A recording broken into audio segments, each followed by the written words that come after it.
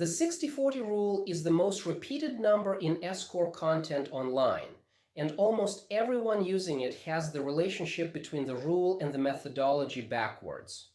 The rule describes where many solo coach S-corp happen to land when the math is done correctly. The rule does not prescribe where yours should land. The IRS has never endorsed it. The tax courts have never used it as a benchmark. Setting your salary by aiming at 60% of net income skips the entire defensibility framework from Unit 11.2.1 and replaces it with a number you read in a blog post. This video reframes the rule so you can use it as the sanity check it actually serves. The phrase originated in tax practitioner observation across thousands of S-corp returns and tax court case reviews. Practitioners notice that when you do the comparables and BLS analysis correctly for a solo coach in a common income band, the salary number often lands somewhere around 60% of net income, and the distribution lands around 40%. That's all the rule is. An empirical observation about where the correct methodology tends to land for a common subset of cases. It became an internet shorthand because shorthand spreads faster than methodology. The IRS has never published guidance endorsing it. The tax courts have never used it as a benchmark. The rule is approximately right for a specific shape of practice and clearly wrong for everything outside that shape.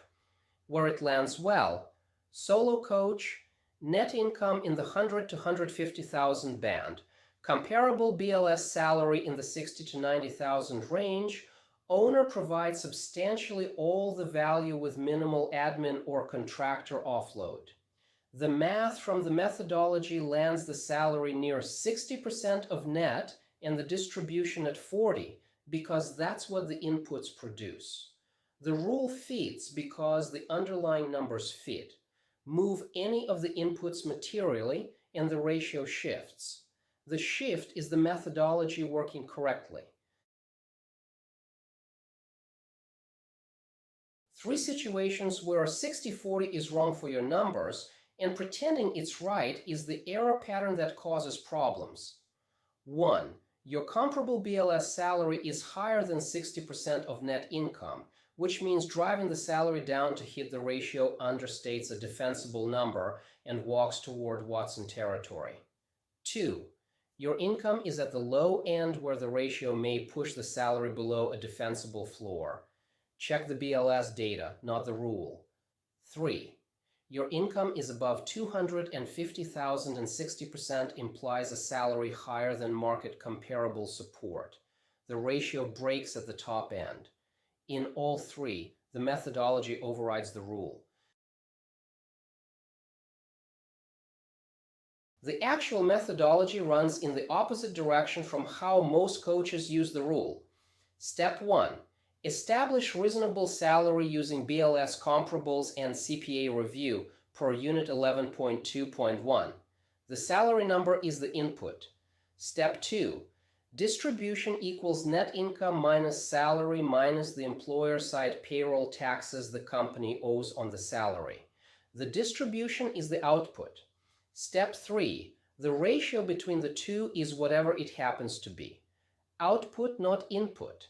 If the ratio looks extreme in either direction, the question to ask is whether the salary number is right, not whether the distribution should be adjusted to hit a target. Never manipulate the distribution to hit a ratio. Here's the methodology worked through to show what defensible looks like when the ratio doesn't quite land at 60/40. Net S-corp income of $180,000.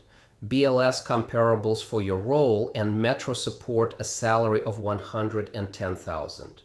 Employer side payroll taxes on that salary run roughly $8,400. Distribution falls out at $61,600. The ratio comes out to about 61% salary and 34% distribution, closer to 65/35 than 60/40. Completely defensible. Documented on the BLS poll, confirmed by the CPA. The ratio itself is irrelevant to the defense because the salary is anchored independently.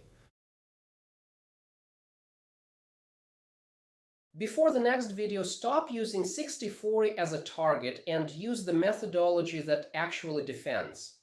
If you've been calibrating your salary against the ratio, pull the actual BLS comparable for your role and your metro. Run the salary number on the comparable, not on the ratio. Let the distribution fall out of the math. Let whatever ratio emerges emerge. Bring the number to your CPA at your next meeting and let them confirm or modify. The ratio is a sanity check on the back end. If your salary lands close to the BLS comparable and the resulting ratio is somewhere between 50/50 and 70/30, the math is probably in defensible territory. If it's wildly outside that range, look at the salary input, not the ratio.